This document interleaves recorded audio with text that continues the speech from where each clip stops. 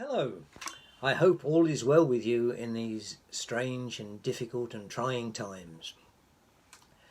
One of my jobs as club historian is to look after the collections of memorabilia relating to the club's history which go back 136 years. Some of these are on show in the reception area and in other areas around the stadium, but an awful lot of them are stored away in the vaults in the bowels of the stadium. And we thought it would be a nice idea to share some of these with you because generally they're not on show to the public. Between them, these items in the collection tell the story of Leicester Fosse's and Leicester City's history. Some of the items are extremely valuable, and we thought we would start a series of weekly slots sharing these with you. The first slot, this week's, will deal with the artefacts from the time of Leicester Fosse, which was the name of the club before it became Leicester City in 1919. The Leicester Fosse story started, as I'm sure most fans know, in 1884.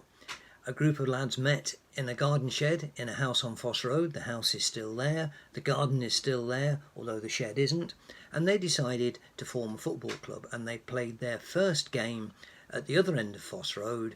The house was on the Fosse Road, King Richard's Road corner, and they played their first game at the other end of Fosse Road, near where the railway bridge now is. Wesley Avenue has since been built over it. Fans in those days, and we have a couple of these in our collection, often watch football matches with clay pipes. These were totally disposable in the days before cigarettes, and the clay pipes that we have in our collection were actually made for Leicester Fosse supporters by a firm called Flanagan's, who are on Frog Island. They used to manufacture these in batches of 40 gross, that's nearly 6,000. They were supposed to last for a couple of days. We still have a couple 130 odd years later, and they're called football pipes, and they're specifically made for Leicester Fosse supporters. Leicester Fosse themselves then moved to Victoria Park, and for 4 of their first 5 seasons they played on Victoria Park, and they'd have got changed in the pavilion there, which was rather a grand affair. It used to be the racecourse, of course. Victoria Park didn't. The pavilion had been built for those purposes. It was there until 1940, when it was bombed by the Luftwaffe, and Leicester Fosse would get changed in the pavilion like these cricketers, I think they are on this particular picture, would have done themselves. Their initial kit was black with a blue Cambridge blue sash, but for the first few years they played in chocolate brown and blue halved shirts. We have a card from the 1890s in our collection showing them wearing that, and also one of the earliest photographs we have of the Fosse team in the club's collection. Even though it's black and white, you can see the blue and brown halved shirts. The club entered the Midland League in 1891. They were developing their prestige, and they needed to move to a ground commensurate with their new status. As I mentioned, they played at Victoria Park for 4 of the first 5 seasons. They also played at the Belgrave Road Athletic and Cricket Ground. They also played on Mill Lane, which is where De Montfort University is. And although they intended to move to Filbert Street, which was then known as Walnut Street, for the start of the Midland League season in 1891, Filbert Street wasn't quite ready, so they also spent a little bit of time playing at the Grace Road Cricket Ground, the home of Leicestershire County Cricket Club in those days. The club's collection includes a season ticket from that first Midland League season, and you can see on the cover that the first few games were to be played at Grace Road, or as it was then called, Ayleston Park, and then later at Walnut Street. Leicester Fosse played in the Midland League for 3 years, from 1891 to 1894, but 1894 was a really big year in the club's history.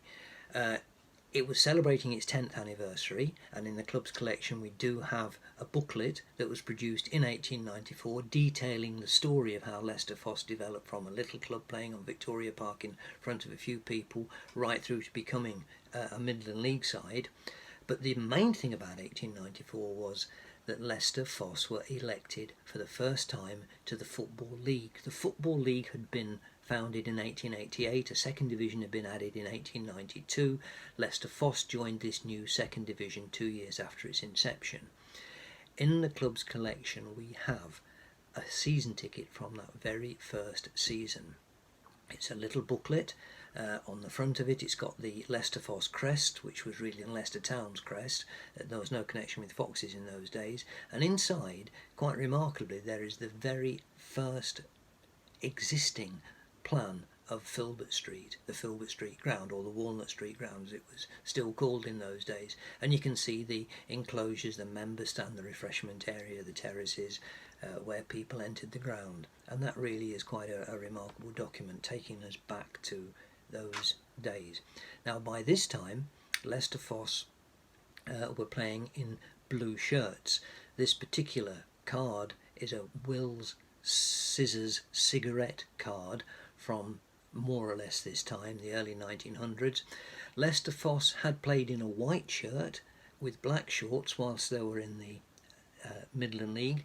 They'd spent a season playing in dark blue shirts with light blue sleeves at the beginning of the 20th century, and then in 1902 they went for the blue kit, which has been more or less their home team colours ever since. In 1908, that was another big year in Leicester's history, and again the club's collection has got evidence of this in quite valuable and unique ways really.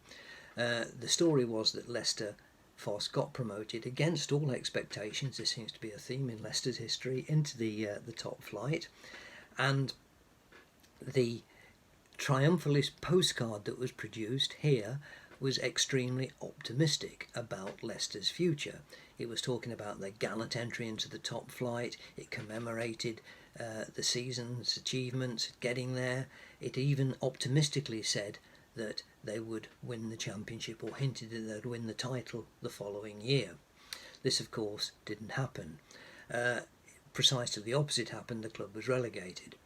This postcard is again gives a great insight into Leicester Fosse's promotion season. It shows against the backdrop of Filbert Street, and you can see it gives a good idea of what Filbert Street looked like in those days. Against the backdrop of Filbert Street there are some key players depicted, and also the manager. The manager was George Johnson. He's at the top on the left. Billy Bannister was the captain and was also a coach at the club.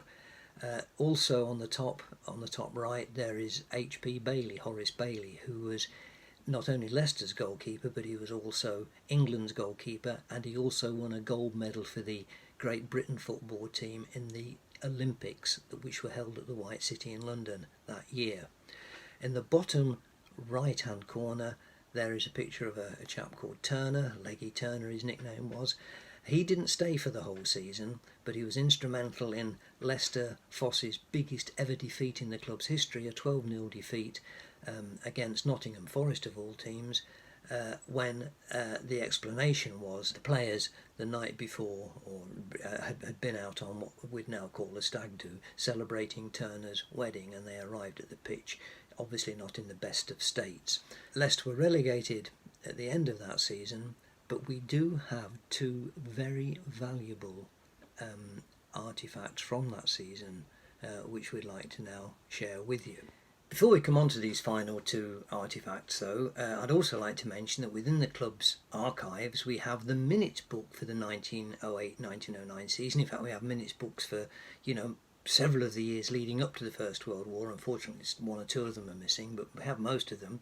They are very delicate, they're written in hand, they're handwritten, and the 1908 minutes book is very significant because it also details the actual team that was the first Leicester Fosse team to play in the top flight. The extract of that team is illustrated here. The manager, or the secretary manager in those days, was a man called George Johnson. We've already mentioned him. And the first of the final two solid gold artefacts I want to talk about relates to him. This was a gold watch which was engraved to him personally, commemorating Leicester Fosse's promotion to the top flight. It was brought to our attention about 5 years ago by the descendants of the landlord of the Fountain pub in Humberston Gate. George Johnson apparently was a regular drinker in that pub, and many, many years later, after having been presented with this remarkable watch, he needed to give it to the landlord of the pub in order to settle a bar bill he had been building up. It's a great shame really from George Johnson and from his family's point of view that the watch left the family in that way. The landlord of the pub kept it and has handed it down, and his descendants did bring it to our notice, as I say, about 5 years ago. The other remarkable gold artifact from that period was a gold medal which the club has recently purchased at auction last summer, and it was a medal which was presented. It was one of the medals that was presented to each of the players, gold medals presented to each of the players commemorating their promotion. This one was presented to a man called Harry Thorpe. Harry Thorpe was the fullback in the side which won promotion. Unfortunately, in March of that year, before the end of the season, before promotion was finally clinched, he was playing in a game against Glossop and he contracted flu, from which he never recovered. 6 months later, into the new season, which of course he wasn't fit enough to play in, he sadly died. And 3 days later, at a match against Preston, the Leicester Fosse players all wore black armbands, and then 6 Leicester Fosse players, together with George Johnson, the manager, acted as pallbearers at his funeral. So that's a very sad story, and the fact that the club is now in possession of this medal is really something we're very proud and privileged to possess and to have. So that is a little resume of Leicester City's early years as Leicester Fosse. I have hopefully pointed out some of the interesting artifacts we have which tell us the story of that era and give us insights into that era. Next week we'll move into the next decades, the next couple of decades, the decades which saw the next decade saw the end of Leicester Fosse and how it became Leicester City, and the 1920s became one of the first golden age really of the football club in Leicester.